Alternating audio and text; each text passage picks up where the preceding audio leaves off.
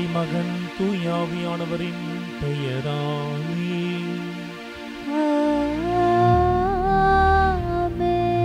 நம் தந்தையாகிய கடவுளிடமிருந்தும் ஆண்டவராகிய இயேசு கிறிஸ்துவிடமிருந்தும் அருளும் அமைதியும் உங்களோடு என்றும் இருப்பதாக.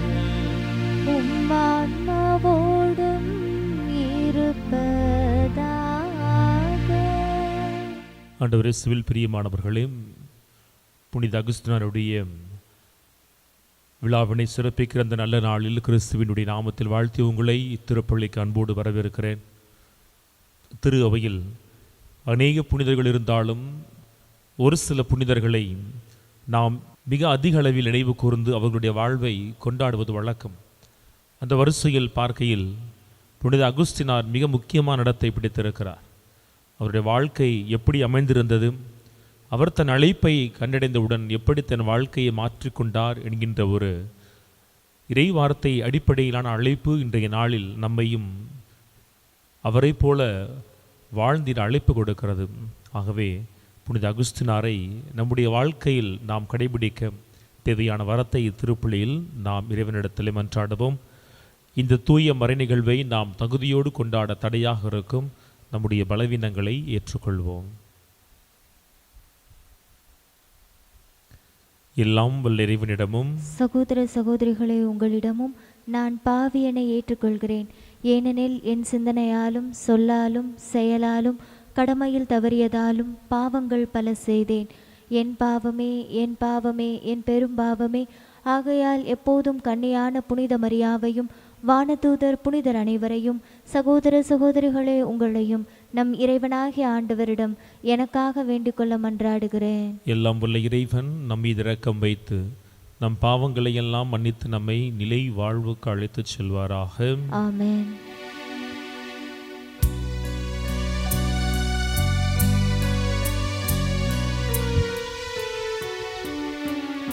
ஆண்டவரே இரக்கமாயிரும். ஆண்டவரே இரக்கமாயிரும். கிறிஸ்துவே இரக்கமாயிரும். கிறிஸ்துவே இரக்கமாயிரும். ஆண்டவரே இரக்கமாயிரும்.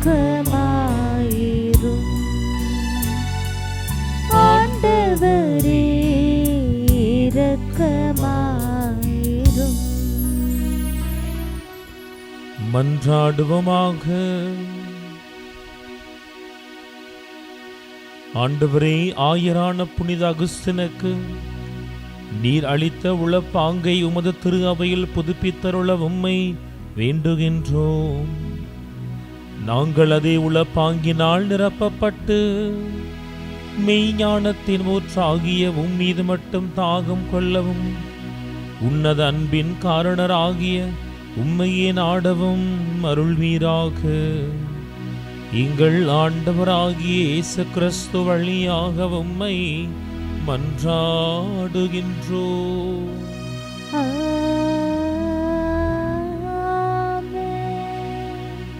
முதல் வாசகம். நாம் ஒருவர் மற்றவரிடம் அன்பு கொண்டுள்ளோம் என்றால் கடவுள் நம்மோடு இணைந்திருப்பார். திருத்துதர் யோவான் எழுதிய முதல் திருமுகத்திலிருந்து வாசகம். அதிகாரம் 4, இறைவார்த்தைகள் 7 முதல் 16 முடிய. அன்பார்ந்தவர்களே, ஒருவர் மற்றவரிடம் அன்பு செலுத்துவோமாக. ஏனெனில் அன்பு கடவுளிடமிருந்து வருகிறது. அன்பு செலுத்தும் அனைவரும் கடவுளிடமிருந்து பிறந்தவர்கள். அவர்கள் கடவுளை அறிந்துள்ளார்கள். அன்பில்லாதோர் கடவுளை அறிந்து கொள்ளவில்லை. ஏனெனில் கடவுள் அன்பாய் இருக்கிறார். நாம் வாழ்வு பெறும் பொருட்டு கடவுள் தம் ஒரே மகனை உலகிற்கு அனுப்பினார்.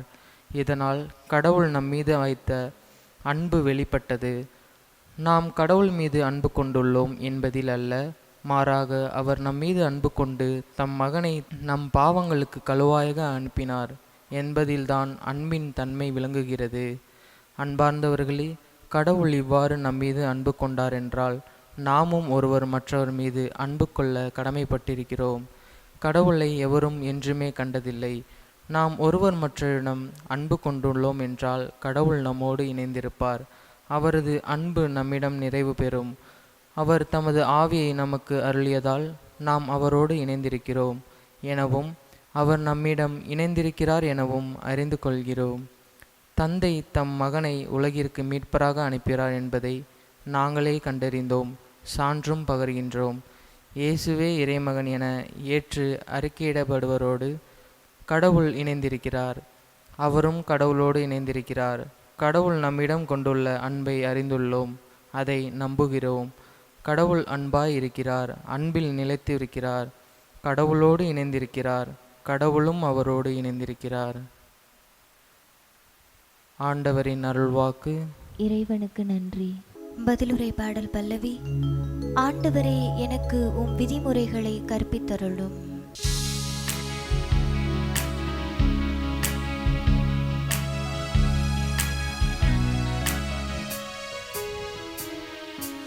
ஆண்டவரே, எனக்கு உம் விதிமுறைகளை கற்பித்தருளும். ஆண்டவரே, எனக்கு உம் விதிமுறைகளை கற்பித்தருளும். இளைஞர் தம் நடத்தையை மாசற்றதாய் காத்து கொள்வது எவ்வாறு?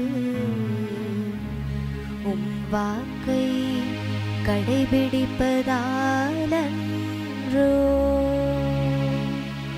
முழு மனதோடு நான் உம்மை தேடுகின்றேன். உம் கட்டளைகளை விட்டு என்னை விலக விடாதேயும். ஆண்டவரே, எனக்கு உம் விதிமுறைகளை கற்பித்தருளும். ஆண்டவரே, எனக்கு உம் விதிமுறைகளை கற்பித்தருளும். உமக்கெதிராய் நான் பாவம் செய்யாதவாறு உமது வாக்கு என் இதயத்தில் இருத்தியுள்ளே. ஆண்டவரே, நீர் போற்றுதற்கு உரியவர். எனக்கு உம் விதிமுறைகளை கற்பித்தருளும்.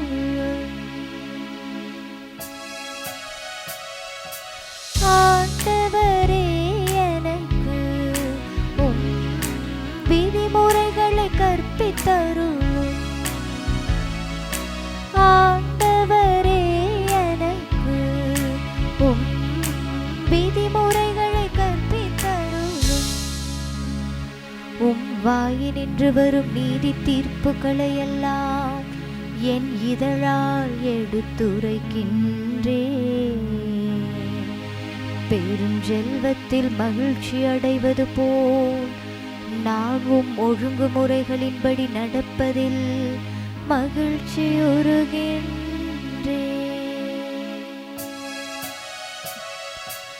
ஆண்டவரே, எனக்கு உம் விதிமுறைகளை கற்பித்தருளும்.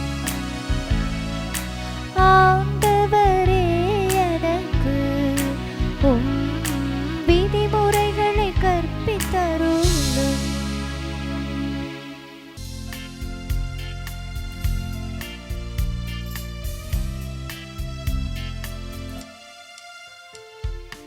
அல்லேலூயா, அல்லேலூயா, அல்லேலூயா, அல்லேலூயா, அல்லேலூயா, அல்லேலூயா, அல்லேலூயா, அல்லேலூயா.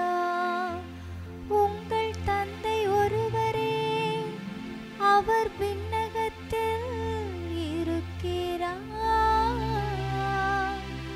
கிறிஸ்து ஒருவரே, உங்கள் ஆசிரியர். அல்லேலூயா, அல்லேலூயா, அல்லேலூயா, அல்லேலூயா, அல்லேலூயா.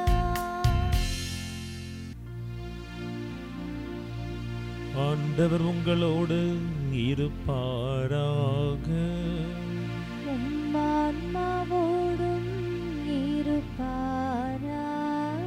மத்திய எழுதிய தூய நற்செய்தியிலிருந்து வாசகம். ஆண்டவரே மாட்சி உமக்கே. அக்காலத்தில் இயேசு தம் சீடர்களை நோக்கி கூறியது, நீங்கள் ரபி என அழைக்கப்பட வேண்டாம், ஏனெனில் உங்களுக்கு போதகர் ஒருவரே. நீங்கள் யாவரும் சகோதரர் சகோதரிகள். இம்மண்ணுலகில் உள்ள எவரையும் தந்தை என நீங்கள் அழைக்க வேண்டாம், ஏனெனில் உங்கள் தந்தை ஒருவரே, அவர் விண்ணகத்தில் இருக்கிறார்.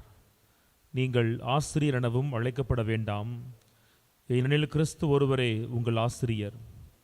உங்களுள் பெரியவர் உங்களுக்கு தொண்டராக இருக்க வேண்டும். தம்மை தாமே உயர்த்துகிறவர் எவரும் தாழ்த்த பெறுவர், தம்மை தாமே தாழ்த்துகிறவர் எவரும் உயர்த்த பெறுவர் என்றார்.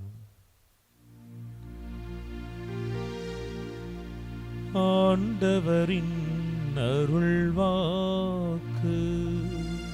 கிறிஸ்துவே உமக்கு புகழ்.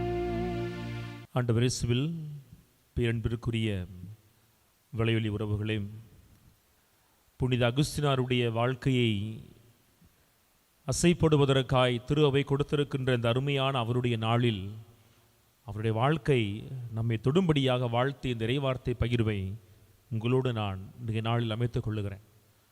திருப்பலியினுடைய முகப்பு பக்கத்தில் நீங்கள் பார்த்தபடியாக புனித அகுஸ்தினாரின் கிமு கிபி என தலைப்பு கொடுக்கப்பட்டிருக்கிறது. வரலாற்றை கிறிஸ்துவிற்கு முன்னால் கிறிஸ்துவிற்கு பின்னால் என நாம் பிரிப்பது போல புனித அகுஸ்தினாருடைய வாழ்க்கையையும் அகுஸ்தினார் வாழ்க்கையில் கிறிஸ்துவை அவர் ஏற்றுக்கொண்டதற்கு பின்னர் அவர் வாழ்க்கை எப்படி இருந்தது, கிறிஸ்துவை ஏற்றுக்கொள்வதற்கு முன்னால் அவர் வாழ்க்கை எப்படி இருந்தது என்பதை நாம் தொடர்புபடுத்தி இன்றைய நாளில் சிந்திக்க இருக்கிறோம். ஆகவேதான் புனித அகுஸ்தினாருடைய வாழ்க்கை கிறிஸ்துவுக்கு முன்னால் எப்படி, அவருடைய வாழ்க்கை கிறிஸ்துவுக்கு பின்னால் எப்படி என்பதை குறித்து நாம் தியானிக்க இருக்கிறோம். எண்ணி பாருங்கள், 4ஆம் நூற்றாண்டிலே பிறந்து வளர்ந்தவர். 33 ஆண்டுகள் இந்த மண்ணில் வாழ்ந்த இயேசு கிறிஸ்து 3 ஆண்டுகள் பணி செய்தார். ஆனால் கிபி 354 பிறந்த நம்முடைய புனிதரோ ஏறக்குறைய 33-34 ஆண்டுகள் அவர் கடவுளை இயேசுவை ஏற்றுக்கொள்ளாதவராய் இருந்தார். தன்னுடைய 33வது 34வது வயதில்தான் அவர் கடவுளுக்குள் அடியெடுத்து வைக்கிறார். அன்பிற்குரியவர்களே, விவிலியத்தில் இருக்கிற அத்துணை இறை வார்த்தைகளும் நல்லதென்றாலும் கூட ஏதாவது ஒரு இறை வார்த்தையில் தனிப்பட்ட விதத்தில் நம்முடைய பெயர் எழுதப்பட்டிருக்கும் என்பது என்னுடைய ஆழமான நம்பிக்கை. எப்படி பிரான்சிஸ் சவேரியாருக்கு உன் ஆன்மாவை இழந்து விடாதே என சொல்லி வார்த்தை எழுதப்பட்டிருந்ததோ, அதுபோலதான் 33-34 ஆண்டுகள் தனக்கென வாழ்ந்த அகுஸ்தினாருக்கென கடவுள் ஒரு நாள் சொன்னார், தொல்லையிலகே தொல்லையிலகே எடுத்து வாசி என்கின்ற அற்புதமான ஒரு வார்த்தை. அவர் எடுத்து வாசித்த இறை வார்த்தை என்ன தெரியுமா? ரோமையர் 13ஆம் அதிகாரம் இறை வார்த்தைகள் 13-14. பகலில் நடப்பது போல மதிப்போடு நடந்து கொள்வோமாக, களியாட்டம், குடிவெறி, கூடா ஒழுக்கம், காமவெறி, சண்டை சச்சரவு ஆகியவற்றை தவிர்ப்போமாக. தீய இச்சைகளை தூண்டும் ஊனியல்பின் நாட்டங்களுக்கு இடம் கொடுக்க வேண்டாம். இயேசு கிறிஸ்துவை அணிந்து கொள்ளுங்கள். புனித அகுஸ்தினாருடைய பெயர் எழுதப்பட்டிருந்த இறை வார்த்தைகள் இவை. இதை வாசித்தவுடன் உள்ளம் குத்தப்பட்டவராய் அந்த மனிதன் இயேசுவை ஏற்றுக்கொள்ளுகிறாரே, அவருடைய முதல் பாதி வாழ்க்கை எப்படி இருந்தது எண்ணி பார்க்க வேண்டும். பவுல் மிக அழகாக சொல்லுவார், நான் எதை விரும்புகிறேனோ அதை என்னால் செய்ய முடியவில்லை, நான் எதை வெறுக்கிறேனோ அதையே செய்கிறேன்னு சொல்லி. அகுஸ்தினார் அப்படிதான் வாழ்ந்தார். அகுஸ்தினார் ஒன்றும் அவர் முட்டாள் அல்ல, அறிவிலி அல்ல.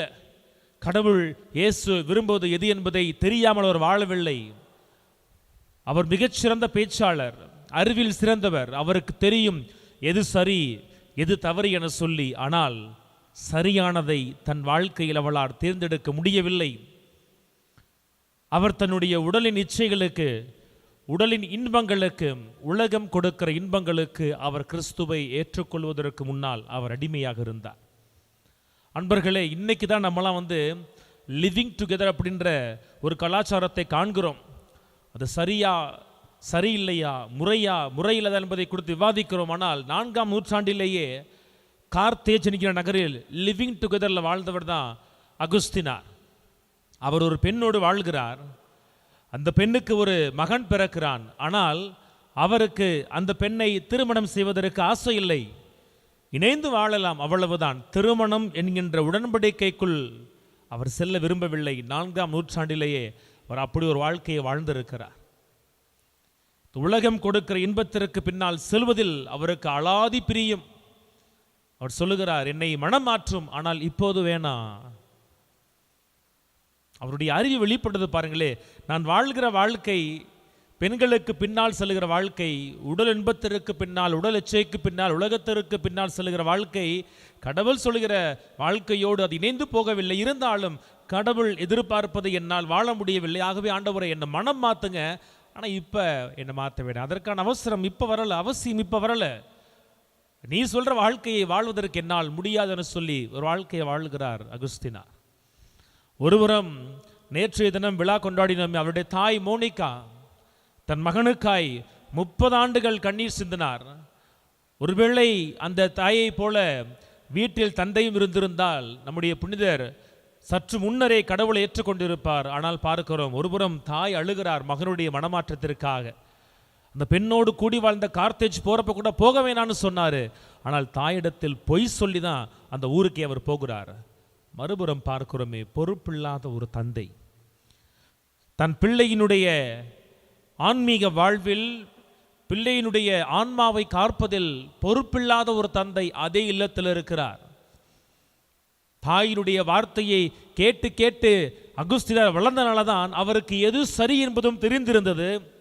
ஆனால் தந்தையினுடைய வாழ்க்கையை, தந்தையினுடைய வார்த்தையை கேட்டனால தான் இது சரி என்றாலும் கூட, என் தாய் சொல்வது முறை என்றாலும் கூட, என் தந்தை வாழ்கிறபடி நான் வாழ ஆசைப்படுறேன்னு சொல்லி அவர் தன் தவறுகளுக்கெல்லாம் தந்தையின் பின்னால் ஒளிந்து கொண்டு தந்தை கையில் எடுத்த வாழ்க்கையை அவரும் வாழ்கிறார்.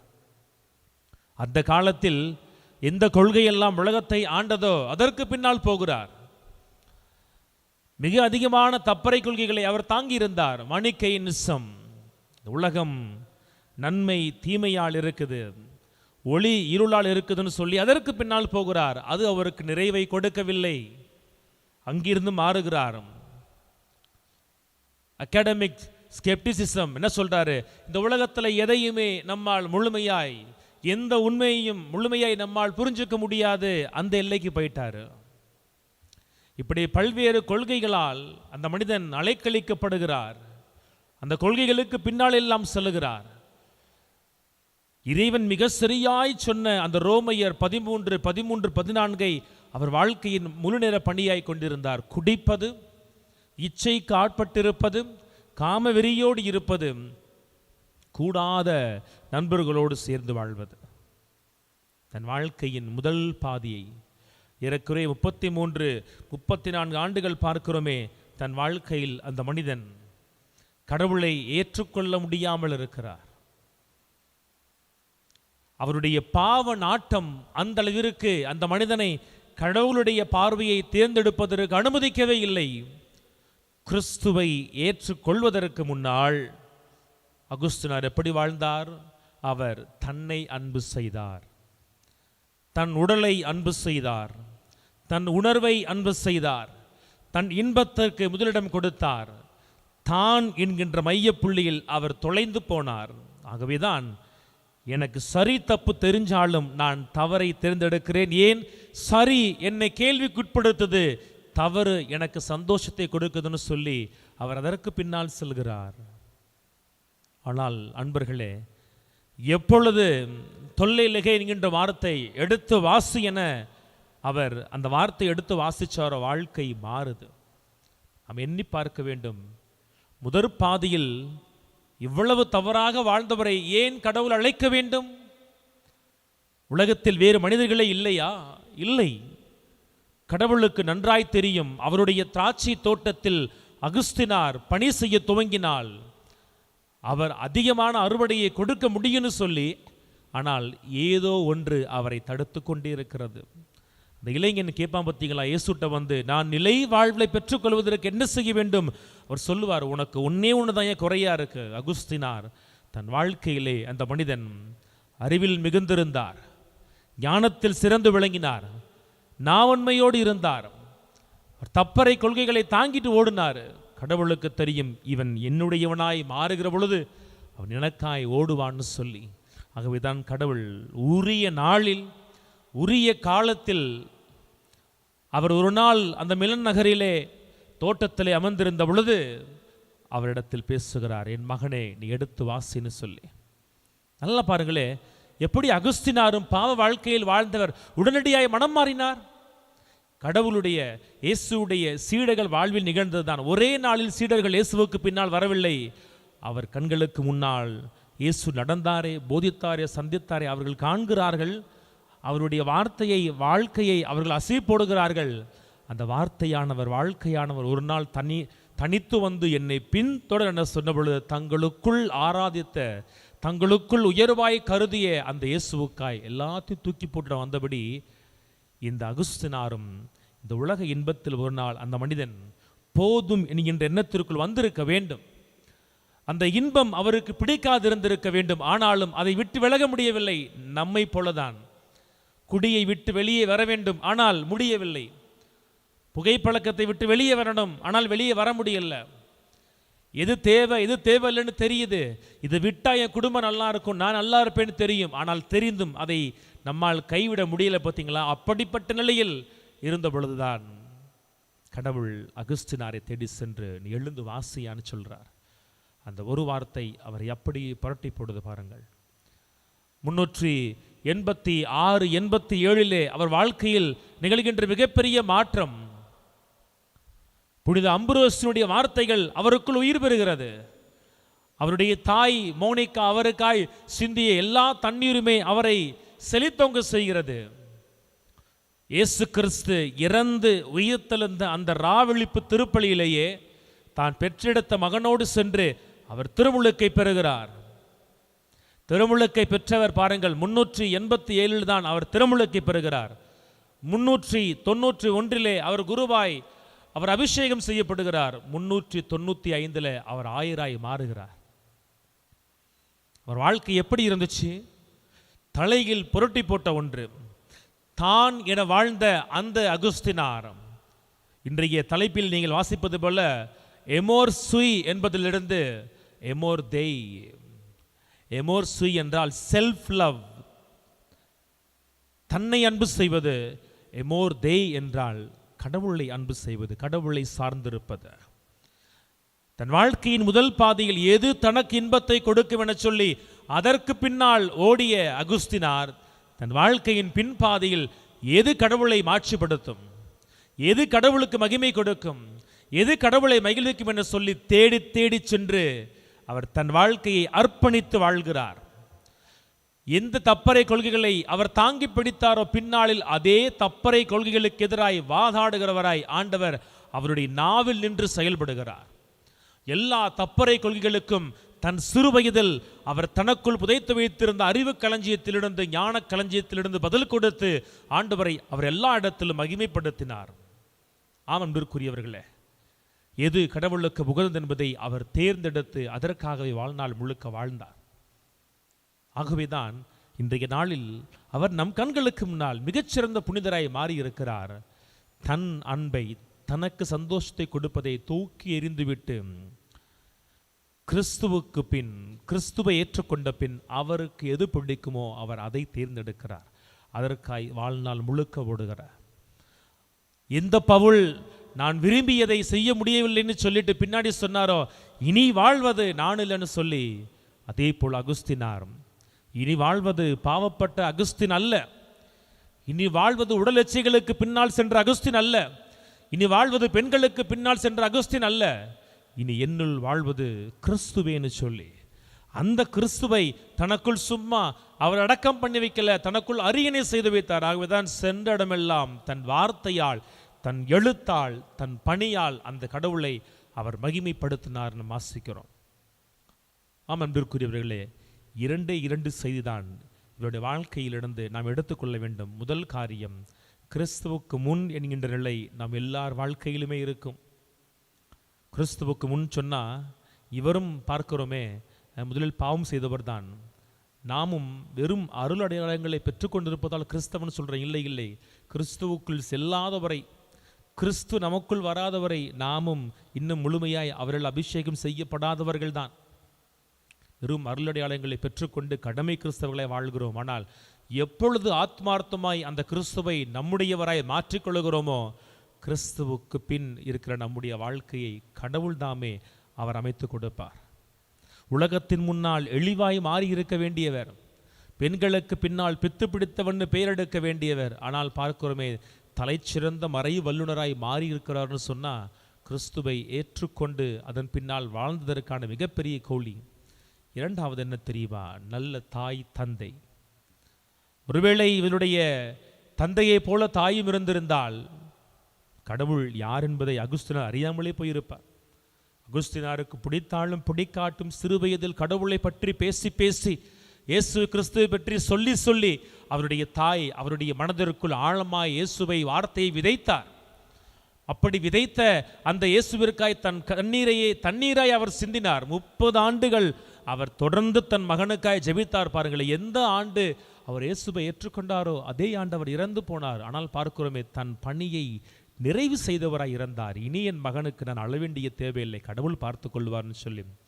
எங்கே நல்ல தாய் தகப்பன் தன் பிள்ளைகளுக்காக இருக்கிறோமோ, கடவுளை அறிமுகப்படுத்துகிறோமோ, நீங்கள் விதைக்கிற ஆண்டவருடைய வார்த்தைகள் கண்டிப்பாய் ஒரு நாள் அது முளைத்தெழுந்து உங்கள் பிள்ளைகளுக்கு அது பலன் கொடுக்கும். ஆக நாமும் நம்முடைய வாழ்வில் கிறிஸ்துவுக்கு பின் என்கின்ற நிலைமை அடைவோம். நம்மை மட்டும் மகிழ்விக்கிற அமோர் சுய் என்கின்ற கட்டத்தை கடந்து அமோர் தெய் என்கின்ற நிலையை அடைகிற பொழுது கடவுள் தாமே இந்த அகுஸ்தினாரை உயர்த்தியது போல இந்த உலகினர் முன்பால் நம்மையும் அவர் நிச்சயம் உயர்த்துவார். பலருக்கு முன்னால் நம்மை அவர் சாட்சியாய் மாற்றுவார். ஆமேன்.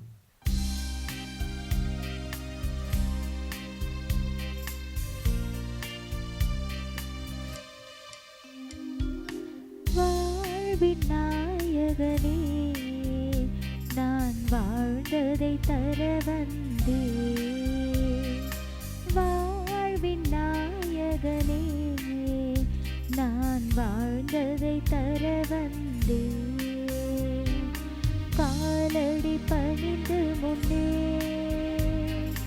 காணிக்கை தருகின்றே. கருணை பொழிந்து என்னை வாழ்வின் நாயகனே, நான் வாழ்ந்ததை தர வந்தே. அன்பு உறவுகளே, உங்களுடையதும் என்னுடையதுமான இப்பலி எல்லாம் வல்ல வானகத்தந்தைக்கு ஏற்றதாகும்படி மன்றாடுங்கள். ஆண்டவர் தமது பெயரின் புகழ்ச்சிக்காகவும் மாட்சிக்காகவும் நமது நன்மைக்காகவும் புனித திரு அவை அனைத்தின் நலனுக்காகவும் உமது கையிலிருந்து இப்பலியை ஏற்றுக்கொள்வாராக. ஆண்டவரே, எங்கள் மீட்பின் நினைவை கொண்டாடும் நாங்கள் உமது கனிவை பணிவுடன் வேண்டுகின்றோம். அதனால் இந்த பரிவிரக்கத்தின் அருளடையாளம் எங்களுக்கு ஒற்றுமையின் அடையாளமாகவும் பிறரன்பின் பிணைப்பாகவும் அமைவதாக. எங்கள் ஆண்டவராகிய இயேசு கிறிஸ்து வழியாக உம்மை மன்றாடுகின்றோம்.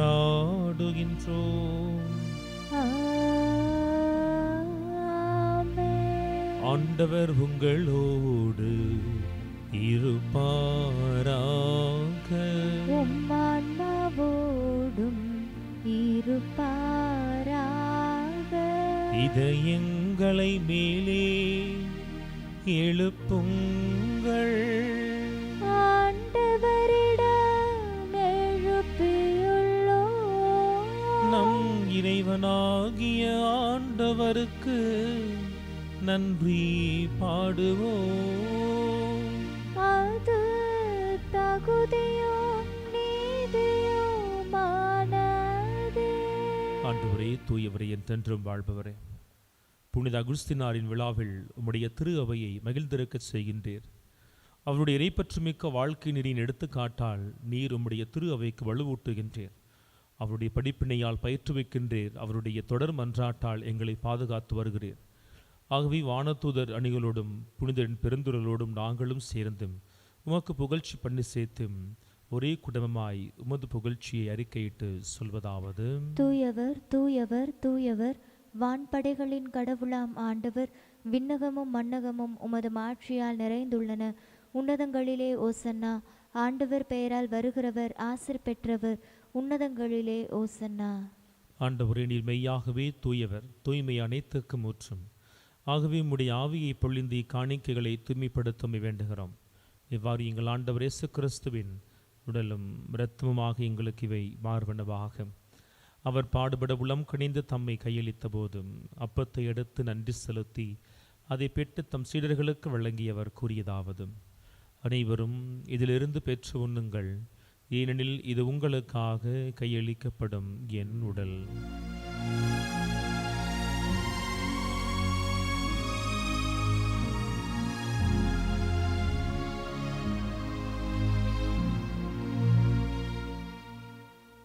அவர் நம்மை இரவு விருந்தை அருந்திய பின் கிண்ணத்தையும் எடுத்து மீண்டும் உமக்கு நன்றி கூறி தம் சீடர்களுக்கு வழங்கியவர் கூறியதாவது: அனைவரும் இதிலிருந்து பெற்று பருகுங்கள், ஏனெனில் இது புதிய நிலையான உடன்படிக்கைக்கு உரிய என் இரத்தத்தின் கிண்ணம். இது பாவ மன்னிப்புக்கென்று உங்களுக்காகவும் பலருக்காகவும் சிந்தப்படும். இதை என் நினைவாக செய்யுங்கள்.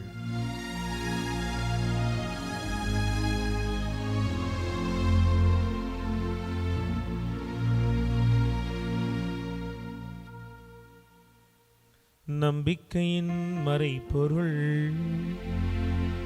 ஆண்டவரே, நீர் வருமளவும் உமது இறப்பினை அறிக்கையிடுகின்றோம். உமது உயிர்ப்பினையும் எடுத்துரைக்கின்றோம்.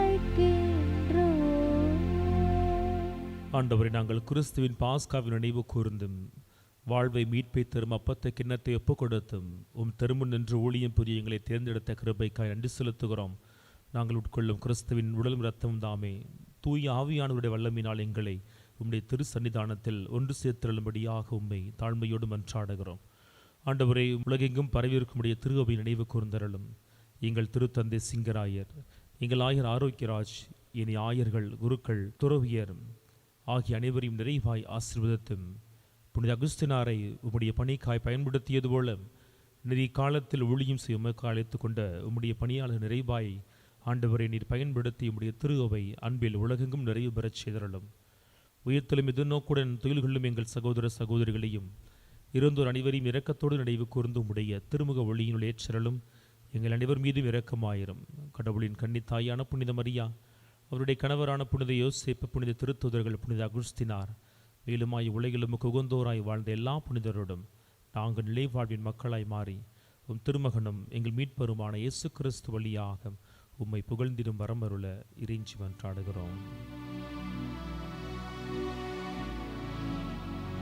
இவர் வழியாக இவரோடு இவரில் எல்லாம் வல்ல இறைவனாகிய தந்தையே, தூய ஆவியாரின் ஒன்றிப்பில் எல்லா புகழும் மாட்சியும் என்றென்றும் உமக்கு உரியதே.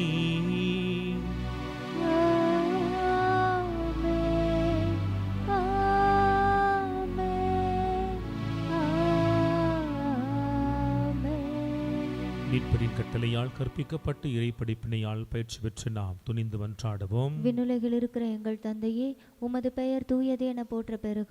உமது ஆட்சி வருக. உமது திருவுளம் விண்ணுலகில் நிறைவேறுவது போல மண்ணுலகிலும் நிறைவேறுக. எங்கள் அன்றாட உணவை இன்று எங்களுக்கு தாரும்.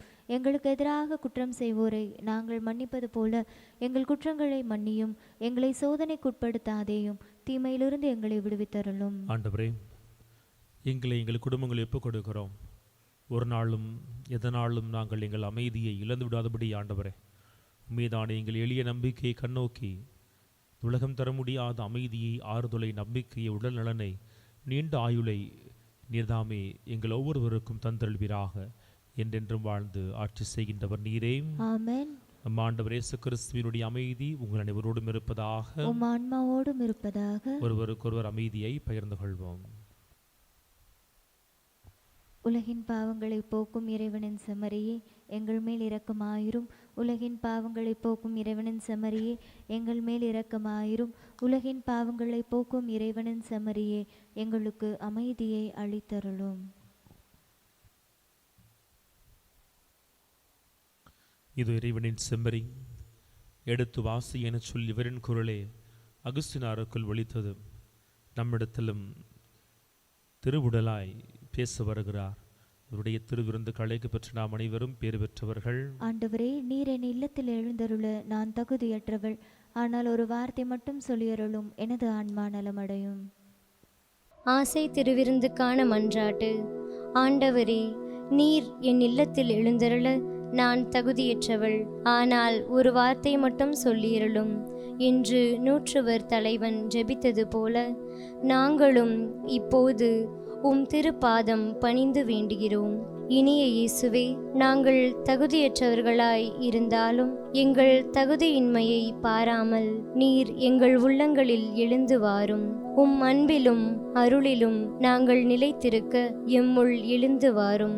நன்மை செய்வதில் ஆர்வமுள்ளவர்களாய், தீமைகள் அனைத்திலிருந்தும் விடுதலை பெற்றவர்களாய் வாழவும் எங்களை வழிநடத்த வாரும். எல்லா நலன்களாலும் வளங்களாலும் எங்களை நிரப்ப வாரும். ஆமேன். அன்பின் ஆண்டவரே, புனித அகுஸ்தினாருடைய அற்புதமான இந்த நாளில் எடுத்து வாசி என்கின்ற உடைய வார்த்தையை ஆண்டவரே எங்களுக்கும் நேர் தாரும். ஆண்டவரே, பல தேவைகள் கவலைகள் எங்களை ஆட்கொண்டிருக்கிற இந்த நாட்களில் ஆண்டவரே, எப்படி எல்லாவற்றிற்கும் பதில் காண்பது, வழி கண்டுபிடிப்பதுன்னு தெரியாமல் கலங்கி தவிக்கிற எல்லா நேரங்களிலும் ஆண்டவரே, உலகம் எங்களை கைவிட்டாலும் நாங்கள் அன்பு செய்தவர்கள், எங்களை அன்பு செய்தவர்கள் ஆண்டவரே எங்களை கைவிட்டாலும், சூழ்நிலைகள் மாறுகிற பொழுது அவர்களும் ஆண்டவரே மாறி சென்றாலும், தேவரின் நீர்தாமே ஒரு நாளும் எங்களை விட்டு விலகாத அன்பின் தேவன். எங்கள் பிரச்சனைகளில் ஆண்டவரே நீர் பேசும் வழிகளை இறைவார்த்தை வழியாக எங்களுக்கு சொல்லித்தாரும். ஆண்டவரே, உடைந்திருக்கிற பொழுது மகனே எடுத்து வாசி என சொல்லி அந்த பகுதியை எங்களுக்கு காண்பியும். ஆண்டவர், தனிமையில் இருக்கிற பொழுது மகனே எழுந்து வாசி என சொல்லி அதற்கேற்ற வார்த்தை வெளிப்படுத்தும். ஆண்டவர், உம்மை முழுமையாய் அறிந்து கொண்ட பின் தான் பெற்றுக்கொண்ட அழைப்பில் ஒரு நாளும் தயக்கமின்றி அகுஸ்தினார் நடைபோட்டது போல ஆண்டவரே, நாங்களும் உம்மை முழுமையாய் ஏற்றுக்கொண்டு உமக்கு ஏற்றபடியான வாழ்க்கை வாழ ஆண்டவரை கிருபை செய்தருளும். எங்கள் வாழ்விலும் தாழ்விலும் உயர்விலும் எல்லாவற்றிலும் ஆண்டவரே எப்படி அகுஸ்தினார் வாழ்ந்தாரோ அதுபோல நாங்கள் வாழ வேண்டும். ஆண்டவர், ஆண்டவரே நீர் எங்களை உங்களுக்கென உமக்காய் படைத்தீர். உண்மையில் நாங்கள் சரணாகதி அடைகிறவரை இளைப்பாறுதல் இல்லை என சொன்ன அகுஸ்தினாரை போல ஆண்டவரே, நாங்கள் உம்மில் சரணாகதி அடையவும் இளைப்பாறுதலை உம்மிடத்திலிருந்து அள்ளி பருகவும் நீர் கிருபை செய்த. ஆண்டவரே, உமக்கென படைக்கப்பட்ட எங்களை, உமக்கென படைக்கப்பட்ட என்னை வழி தவறாமல் ஆண்டவரே உம்முடைய பாதையில் பயணிக்கிற பிள்ளையாய் நீர் கரம் பிடித்து கடைசி வரை வழிநடத்தும்படியாக தாய் மரியினுடைய பரிந்துரைகளும் இயேசு கிறிஸ்துவின் நாமத்திலும் ஜெபிக்கிறோம். ஜெபம் கேளும் எங்கள் நல்ல பிதாவே, ஆமென். ஆண்டவரே, நாங்கள் பங்கு கொண்ட கிறிஸ்துவின் திருவுணவு எங்களை புனிதப்படுத்த உம்மை வேண்டுகின்றோம். அதனால் கிறிஸ்துவினுடைய உடலின் உறுப்பினராகிய நாங்கள் அவராகவே வாழ எங்களுக்கு அருள் வழங்குவீராக. எங்கள் ஆண்டவராகிய இயேசு கிறிஸ்து வழியாக உம்மை மன்றாடுகின்றோம்.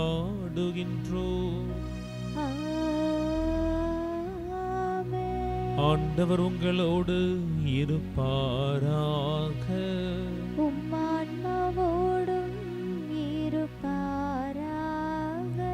எல்லாம் வல்ல இறைவன் தந்தை, மகன், தூய ஆவியார் உங்கள் அனைவரையும் நிறைவாக ஆசீர்வதிப்பாராக.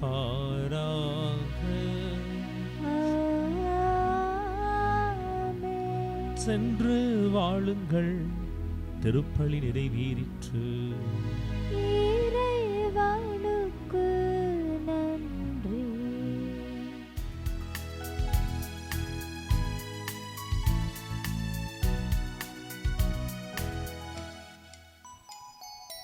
உயர்ந்த கருணையின் இறைவனே, உளமார்ந்த நன்றி நன்றி. உயர்ந்த கருணையின் இறைவனே, உளமார்ந்த நன்றி நன்றி. பாயாத இடமெல்லாம் பாய்ந்து ஓடிடும், பாயாத இடமெல்லாம் பாய்ந்து ஓடிடும். பாயாமல் அவை என்றும் பயன்கள் நல்கிடும். ஓயாத கருணையின் இறைவனே, உளமார்ந்த நன்றி நன்றி. காலங்கள் மாறலாம், கடல் வற்றி போகலாம், ஆனால் உன் கருணையோ மாறாதது. மலை சாய்ந்து போகலாம், மனம் கல்லாய் போகலாம், ஆனால் உன் கருணையோ தீராதது. மாறாத இறைவா, தீரா உன் கருணையை இரவாத வரையில் மறவாது புகழ்வேன். மாறாத இறைவா, தீரா உன் கருணையை இரவாத வரையில் மறவாது புகழ்வேன். ஓயாத கருணையின் இறைவனே, உளமார்ந்த நன்றி நன்றி. தந்தை, மகன், தூய ஆவியாரின் பெயராலே ஆமென்.